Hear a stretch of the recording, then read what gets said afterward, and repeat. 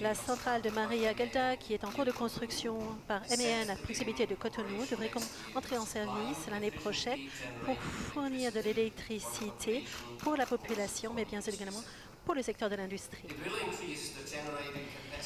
Et cela permettra d'augmenter de plus de 50% la capacité électrique du pays, ce qui rendra le Bénin d'être complètement indépendant des importations d'électricité. Cette centrale pourra être exploitée grâce à un gaz naturel respectueux de l'environnement et l'on pourra également utiliser des énergies renouvelables telles que l'énergie solaire et éolienne. Nous nous réjouissons de futures collaborations dans le domaine de l'énergie et nous souhaiterions remercier le président Talon pour nous avoir confié ce projet et avoir fait preuve de confiance à l'encontre de notre ami.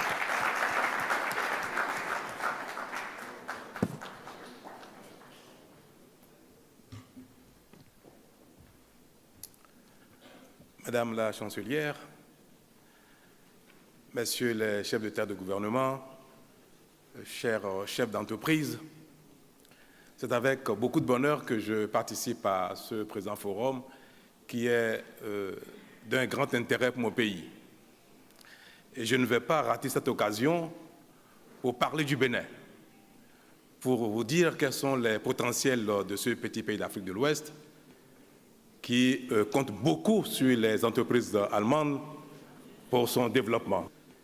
Le Bénin est un pays d'Afrique de l'Ouest, membre de l'Union économique et monétaire ouest-africaine, qui est une zone monétaire liée à l'euro, de plus de 90 millions de consommateurs et voisin du Nigeria, qui est, comme tout le monde sait, le plus grand marché d'Afrique de l'Ouest. Le Bénin partage avec ce grand pays 700 km de frontières, faisant de lui une porte d'entrée sur ce marché de plus de 180 millions de consommateurs. Le Bénin connaît depuis 1990 une expérience démocratique marquée par une stabilité politique remarquable, avec des alternances apaisées au sommet de l'État. Mon ambition en accédant à sa gouvernance est de faire de ce succès démocratique une rampe de développement socio-économique. Et pour conforter ses atouts, mon gouvernement a depuis bientôt 3 ans mis en œuvre des réformes majeures qui concourent à faire du Bénin l'un des espaces les plus favorables à l'investissement privé étranger. Il s'agit notamment de l'assainissement du cadre macroéconomique de la gouvernance, permettant désormais au Bénin de disposer d'un cadre macro les plus stables avec l'appui du FMI. De l'amélioration de l'environnement général des affaires, consistant entre autres à la simplification et à la rationalisation du cadre global des investissements privés. De la réforme du marché du travail, du renforcement du secteur énergétique et de la sécurisation de la propriété foncière. De manière concrète, nos actions ont permis de moderniser, de dématérialiser, de simplifier l'ensemble des formalités administratives, fiscales et douanières. Une loi nouvelle sur les conditions d'embauche dérégule désormais au Bénin le recrutement et simplifie la rupture du contrat de travail.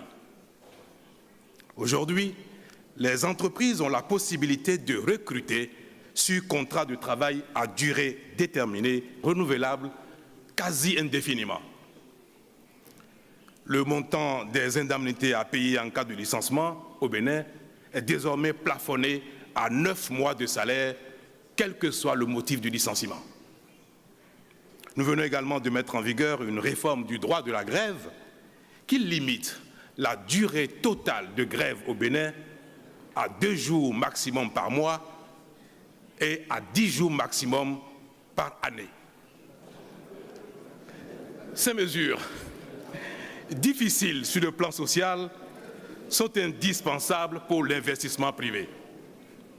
Convaincu que la disponibilité d'une main-d'œuvre locale bien formée et à un coût compétitif est un élément important de compétitivité, nous avons lancé une réforme complète de notre système éducatif afin de rendre disponible à court terme une main-d'œuvre qualifiée nécessaire. Et disposer de l'énergie de qualité à un coût raisonnable est une condition préalable à la mise en œuvre de toute politique de transformation structurelle de l'économie. À cet effet, notre programme de renforcement de capacités énergétiques nous permettra d'atteindre à très court terme l'autonomie énergétique dont nous avons besoin. Mesdames et messieurs, la mise en œuvre satisfaisante de ces réformes témoigne à juste titre de notre engagement à coopérer avec le secteur privé en général et les partenaires allemands en particulier. Je vous invite donc à explorer les nombreuses opportunités qui se dégagent actuellement au Bénin, aussi bien dans le secteur de l'agriculture, du tourisme, des infrastructures et bien d'autres.